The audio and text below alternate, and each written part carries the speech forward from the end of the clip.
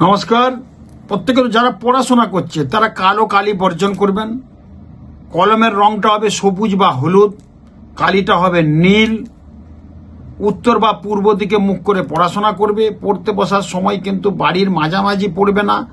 পড়তে বসার সময় সাইডে একটু জায়গা নিয়ে পড়বে, যেমন উত্তর পূর্ব দিকে মুখটা থাকে। পড়ার টেবিল অবশ্যই একটা সবুজ রঙের টেবিল ক্লথ যেমন থাকে, এবং পড়তে বসা একটু ঢিলে ঢালা জামা কাপড় পরে পড়বে। বাড়িতে বিছানায় বসে পড়বে না, চেয়ার টেবিলে বসে পড়বেন। চেয়ার টেবিলটা যেমন কাঠের হয়, লোহা লক্করের যেমন না হয়, দেখবেন অনেক ভালো পড়াশোনা হবে, অনেক ভালো থাকবেন।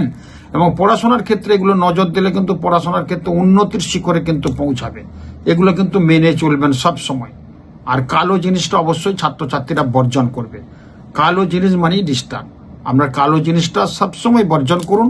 কালো কালিটা বর্জন, কিছু ক্ষেত্রে কালো কালি লাগে ওটু উচ্চ পরীক্ষা দেওয়ার সময়, সেখানে আলাদা ব্যাপার, কিন্তু আপনারা কালো কালিটা বর্জন করুন। খুব ভালো থাকুন। নমস্কার।